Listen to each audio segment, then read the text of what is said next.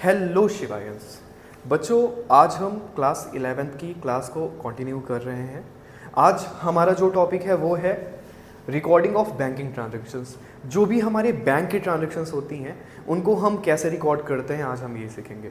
Nowadays क्या होता है, जो भी पेमेंट हम करते हैं वो यूपीआई के थ्रू करते हैं, बैंक से पेमेंट करते हैं, बैंक के थ्रू पेमेंट करते हैं। तो इनको अपने जर्नल में कैसे रिकॉर्ड करेंगे, इनको हम अपने बिजनेस की बुक्स में कैसे रिकॉर्ड करेंगे वो हम देखते हैं। ठीक है, बिजनेस क्या होता है, अगर इसका बेसिक कॉन्सेप्ट जाने तो सबसे पहले क्या होता है भाई, बिजनेस शुरू करते हैं तो उसके लिए हमें कैश चाहिए, ऐसी कैश जो हमारे हाथ में। ठीक है, हम क्या करते हैं, इस कैश को जा करके एक बैंक अकाउंट ओपन करवाते हैं। वो बैंक अकाउंट ज़्यादातर बिजनेस के नाम का होता है। उसी बैंक अकाउंट में हम अपना पैसा डिपॉजिट करते हैं और फिर बैंक हमें चेक इशू कर देता है, बैंक हमें डेबिट कार्ड इशू कर देता है। तो इन्हीं बेसिस पे, इन्हीं डेबिट कार्ड का यूज़ करके, इन्हीं चेक्स का यूज़ करके हम अपने बिजनेस में पेमेंट करते हैं।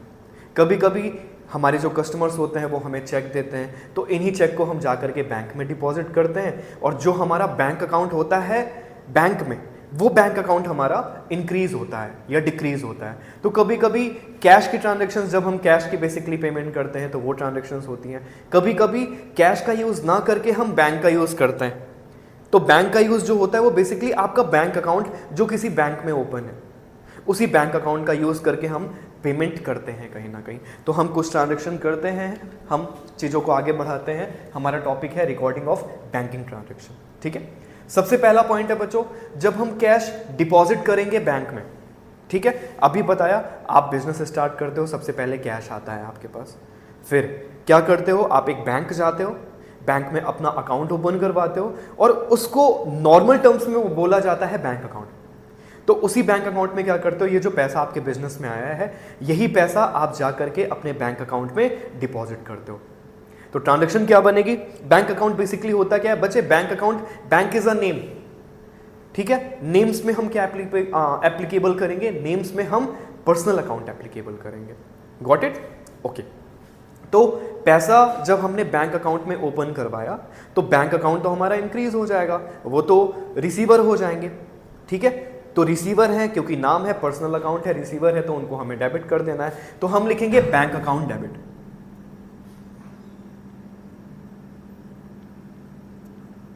Bank account debit. और हमारे पास से क्या गया, हमारे पास से कैश गया है। कैश मेरी असेट्स है और कैश हमारे पास से जा रही है, गोज आउट है। और जो भी गोज आउट है उसको हम क्रेडिट कर देंगे। तो हम इसके नीचे लिखेंगे टू कैश अकाउंट। तो ये हमारी पहली ट्रांजैक्शन हो गई। सेकेंड ट्रांजैक्शन क्या कहता है, जब हम कैश विड्रॉ करते हैं बैंक से। अब जब डिपॉजिट किया बैंक से तो बैंक में हमारा जो अकाउंट है वो इंक्रीज हो गया, बढ़ गया। जब हम पैसा बैंक से विड्रॉल करेंगे तो बैंक अकाउंट हमारा कम हो जाएगा। ठीक है, अब वो क्या हो जाएगा, अब वो गिवर की केस में आ जाएगा, वो गिवर हो जाएगा। और सारे गिवर्स को हम पर्सनल अकाउंट के रूल से क्रेडिट करते हैं। तो बैंक हमारे पास क्रेडिट हो जाएगा और ये पैसा बच्चों हमारे पास आ जाएगा।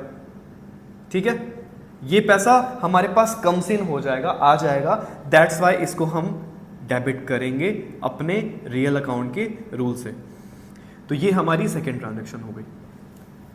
थर्ड ट्रांजैक्शन क्या है, चेक है या ड्राफ्ट है, इसे हम रिसीव करते हैं कस्टमर से और इसको हम बैंक पे जाके डिपॉजिट करते हैं ऑन अ सेम डे। ठीक है, होता क्या है, कस्टमर्स जो हमारे होते हैं, जो हमारे डेटर्स होते हैं, उनसे हम सेल करते हैं, उनसे हम क्रेडिट पे सेल करते हैं और इस उम्मीद के साथ सेल करते हैं कि इन डेटर्स से हमें आगे चल के पैसा मिलेगा। तो ये जब हमें पैसा देते हैं तो ज़्यादातर ये हमें कैश देते हैं। ठीक है, बट अब डिजिटल इंडिया, तो ये हमें कैश देते हैं, कैश की जगह पे हमें चेक दे सकते हैं, कैश की जगह पे हमें ये ड्राफ्ट दे सकते हैं। ड्राफ्ट क्या होता है वो हम आगे आने वाली क्लासेस में डिस्कस करेंगे। तो चेक हमें रिसीव होता है। ठीक है, तो सपोज करो एक कस्टमर है हमारा जिसको हमने सेल की थी, उसने हमें चेक दिया।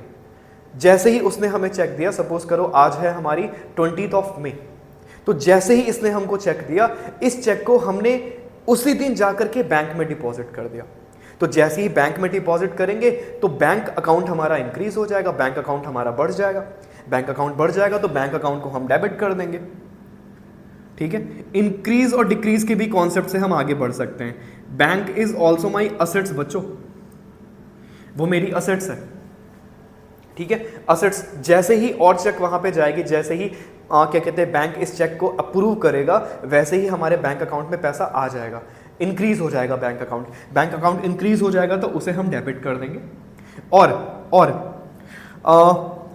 इससे कैंसिल किसको करेंगे? ये चेक मिला किससे है? हमें अपने कस्टमर से मिला है, जिनको हम डेटर्स कहते हैं, ठीक है, ठीक है। कस्टमर्स हमारे डेटर्स होते हैं कहीं ना कहीं। तो जब हमने उनको सेल की होगी क्रेडिट पे, तो हमने ट्रांजैक्शन किया होगा debtors account debit to sale, but उन्हीं डेटर्स ने आज हमें पैसा दे दिया। तो जिनको हमने अपनी असेट्स बनाई थी, डेटर्स को डेबिट किया था, आज हम उनको कैंसिल करेंगे। कोई चीज असेट्स होती है, डेबिट होती है, अगर उसे आपको कैंसिल करना है तो उसे आप क्या कर दोगे? क्रेडिट कर दोगे। ये हमने प्रीवियस क्लासेस में देखा हुआ है। तो हम लिखेंगे टू डेटर्स अकाउंट, क्योंकि ये ज्यादातर पैसा हमें डेटर से मिलता है। या फिर बच्चों अगर कोई नाम लिखा रहेगा कि इस पर्टिकुलर नेम से हमें मिला है, तो उस नेम को भी हम यहाँ पे लिख सकते हैं। तो bank account debit to debtors हम ये मान के चलते हैं, जब हमने सेल किया होगा उधार पे, तो जिस पर्सन को सेल किया होगा उसी से हमें पैसा मिल रहा है, उसी से हमें चेक मिल रही है, जिसको हमने बैंक में सेम डेट को रिकॉर्ड किया, ठीक है। ये वाली ट्रांजैक्शन हो गई बच्चे। अभी जो नेक्स्ट ट्रांजैक्शन आ रही है वो हमारी बहुत इंपॉर्टेंट ट्रांजैक्शन है, एंड प्लीज इसे आप बहुत ध्यान से समझिएगा। क्या है transaction? In the above case क्या हुआ? जो चेक और ड्राफ्ट हमें रिसीव हुआ है, उसको हमने सेम डे पे जाकर के बैंक में डिपॉजिट नहीं किया। यानी कि अगर हमें 20th में, आज 20th में है, अगर 20th मई को ये चेक हमें मिली है, तो इसे हम अभी रिकॉर्ड नहीं करेंगे, ठीक है। इसे हम अभी रिकॉर्ड नहीं करेंगे, इन द सेंस की कहने का ये मतलब है कि इसे हम जाकर के बैंक में अभी डिपॉजिट नहीं करेंगे, ठीक है। एक चेक हमें मिली और उसको हमने अपने पास रख लिया कि आज हम डिपॉजिट नहीं करेंगे, इसको हम कल डिपॉजिट करेंगे या परसों डिपॉजिट करेंगे या आगे आने वाले डेज में रिकॉर्ड करेंगे, आगे आने वाले डेज में डिपॉजिट करेंगे। तो अगर अभी हम डिपॉजिट नहीं करेंगे और एक चेक हमें मिली है, चेक जो हमें मिली है, जो हमारे हाथ में है, उसको हम कहते हैं चेक इन हैंड।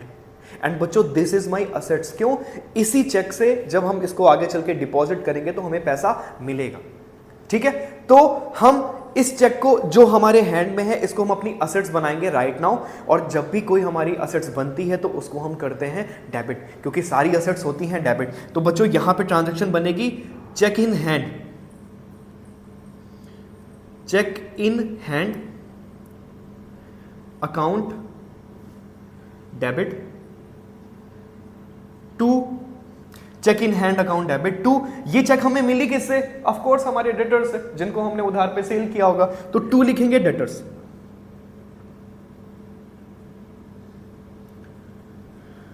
अब बच्चों ये चेक जो हमें मिली है 20th मई को हमारे पास आई है, इसको हमने अपने पास रख लिया, इसको डिपॉजिट अभी नहीं किया है। कुछ रीजंस हो सकते हैं, लैक ऑफ टाइम नहीं रहा होगा, या फिर इवनिंग में चेक मिली, या फिर नाइट में चेक मिली, तो हम इस चेक को डिपॉजिट नहीं कर पाए। तो हम क्या करेंगे? इस चेक को आफ्टर 2 डेज यानी कि 22nd ऑफ मई को जाकर के बैंक में डिपॉजिट करेंगे।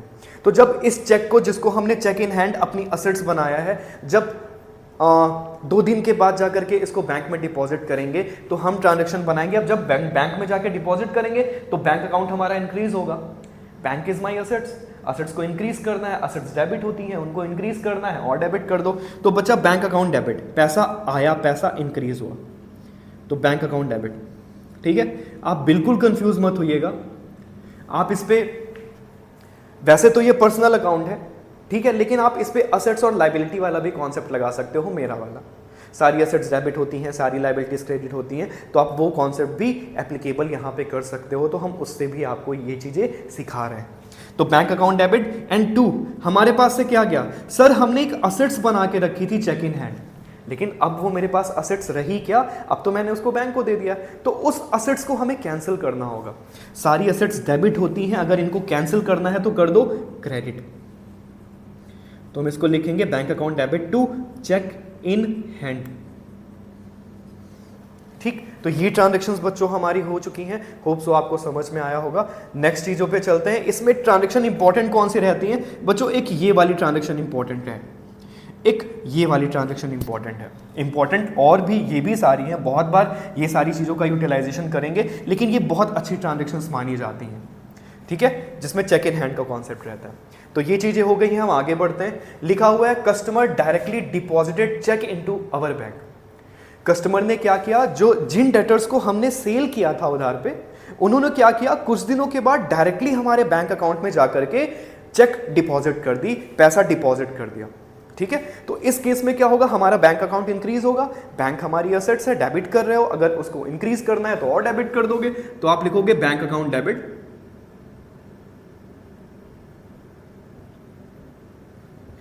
एंड टू, ये चेक हमें दी किसने, हमारे डेटर्स ने, तो हम इसको लिखेंगे टू डेटर्स अकाउंट।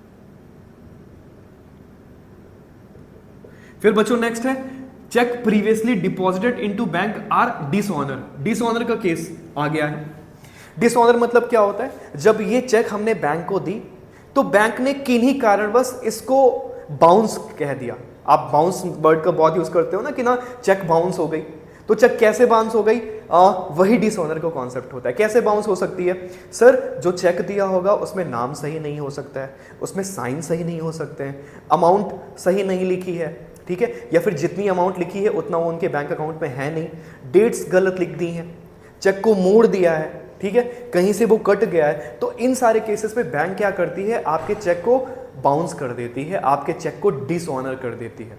और जब डिसऑनर करेगी तो क्या ये पैसा आपके बैंक अकाउंट में आएगा, नहीं आएगा।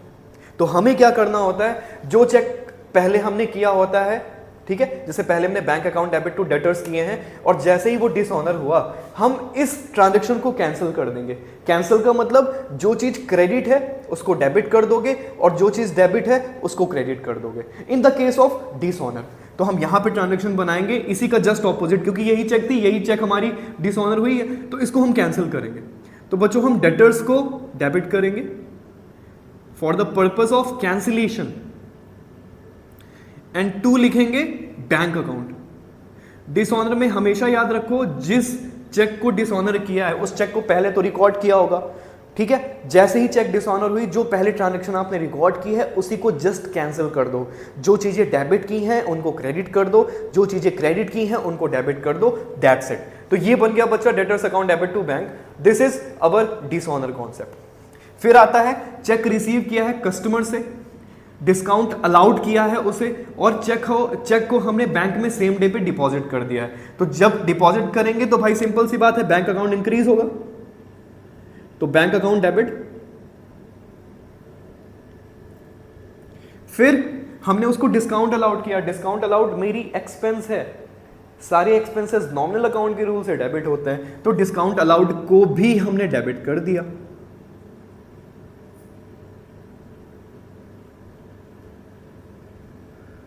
डेबिट। एंड टू, ये जो चेक था जिसको ये मिला किससे, हमारे कस्टमर से। कस्टमर कौन है, डेटर्स हैं हमारे कस्टमर्स, तो टू डेटर्स। बच्चों प्लीज इसको डेप्टर्स नहीं बोलना है, ठीक है, इसको डेटर्स बोलना है, बी साइलेंट रहता है। Please have a class, have some class, ठीक है, अच्छे वर्ड्स बोल रहे हैं, थोड़ा सा प्रोनाउंसिएशन अच्छा रखना है, ठीक है। चलिए, तो दिस इज डेटर्स, तो ये ट्रांजैक्शन हो गई। फिर क्या हुआ, ये जो अबव चेक थी जिसकी ट्रांजैक्शन आपने bank account debit discount allowed debit to debtors की थी, ये भी डिसऑनर हो गई है। तो डिसऑनर का सिंपल सा फंडा, जो चेक डिसऑनर हुई है उसकी जो भी पहले आपने ट्रांजैक्शन की है उसको आप राइट ऑफ कर दोगे। तो यहां पे जो चीज क्रेडिट है वो डेबिट हो जाएगी, जैसे कि डेटर्स को हम डेबिट कर देंगे, and to bank account, to discount. बच्चों जो यहां लिखा है वही आपको लिखना है, यहां पे आपको डिस्काउंट रिसीव नहीं लिखना है, आपको यहां पे डिस्काउंट अलाउड को कैंसिल करना है। कोई चीज डेबिट है, कैंसिल करना है तो क्रेडिट कर दो, तो यहां पर भी हम डिस्काउंट अलाउड को क्रेडिट करेंगे। तो ये चेक जो डिसऑनर हुई थी इसको हमने जस्ट कैंसिल कर दिया, उसे हमें कैंसिल करना होता है। होप सो ये ट्रांजैक्शन आपको आ गई होगी। नेक्स्ट है बच्चों, पेमेंट की है हमने चेक के थ्रू, चेक इशू करके पेमेंट की है। सपोज करो हमें किसी को पेमेंट करनी थी, हमें अपने रेंट की पेमेंट करनी है, तो रेंट के लिए हमने पहले तो हम कैश देते थे, इससे पहले तो हम कैश करते थे, आज हमने रेंट के लिए पेमेंट कैसे की है, चेक से पेमेंट की है। तो जब चेक से करेंगे तो क्या होगा, हमारे पास से हम ये मानेंगे हमारे पास से पैसा जाएगा, हमारा बैंक अकाउंट वाला पैसा क्या होगा, अभी कम हो जाएगा। तो बैंक को क्रेडिट करोगे, बैंक मेरी असेट्स है, उसको कम करना है तो क्रेडिट करोगे। और ये पेमेंट किसके लिए कर रहे हो, एक्सपेंसेस रेंट नाम के लिए पेमेंट कर रहे हो। तो रेंट इज माई एक्सपेंस, सारे एक्सपेंसेस नॉमिनल अकाउंट के रूल से डेबिट होते हैं। रेंट की पेमेंट कर सकते हो, वेजेस की पेमेंट कर सकते हो, इंटरेस्ट की पेमेंट करते हो। कभी कभी क्या होता है बच्चों, बैंक हमसे इंटरेस्ट लेता है, ठीक है, तो बैंक हमसे इंटरेस्ट कैसे लेगा, वो हमारे बैंक अकाउंट से पैसा काट लेगा। तो हम इसको कैसे रिकॉर्ड करेंगे, बैंक से पैसा कट गया तो बैंक कम हो गया तो बैंक को क्रेडिट किया, और ये है क्या, ये इंटरेस्ट है, इंटरेस्ट मेरा एक्सपेंस होता है। तो ट्रांजैक्शन बन गई interest account debit to bank. कभी कभी क्या होता है, बैंक हमें इंटरेस्ट देता है, तो वो क्या करता है, वो हमारे घर नहीं आता है देने, वो हमारे बैंक अकाउंट में ही पैसा इंक्रीज कर देता है, बैंक अकाउंट में ही पैसा डाल देता है। तो हम इसको कैसे रिकॉर्ड करेंगे, बैंक हमारी इंक्रीज हुई, बैंक मेरी असेट्स होती है, इंक्रीज करना है तो डेबिट कर दो, ठीक है। तो बैंक अकाउंट डेबिट टू, ये है क्या, ये मेरी इंटरेस्ट, मेरी इनकम है, सारी इनकम नॉमिनल अकाउंट के रूल से क्रेडिट होती हैं। तो bank account debit to interest, ये कॉन्सेप्ट। कभी कभी बैंक आपको सर्विसेज देता है, तो अपनी सर्विसेज के लिए वो कुछ चार्जेस लेता है। चार्जेस में क्या होता है कि बैंक अकाउंट से पैसा कट जाता है। कभी कभी सुना नहीं कि मम्मी पापा के फ़ोन में मैसेज आता है कि भाई बैंक अकाउंट से हमारा 45 रुपीज़ कट गया, या 100 रुपीज़ कट गया, या 120 रुपीज़ कट गया, है ना। तो ये जो पैसा कटता है, ये क्योंकि बैंक आपको सर्विसेज दे रहा है, वो आपका अकाउंट अपने यहाँ पे मेंटेन कर रहा है, ठीक है, आपकी डिफरेंट ट्रांजैक्शंस को अपने यहाँ पे क्या कहते हैं, रिकॉर्ड कर रहा है। तो इन सारी चीज़ों के लिए, इन सारी सर्विसेज के लिए आपसे वो कुछ चार्जेस लेता है।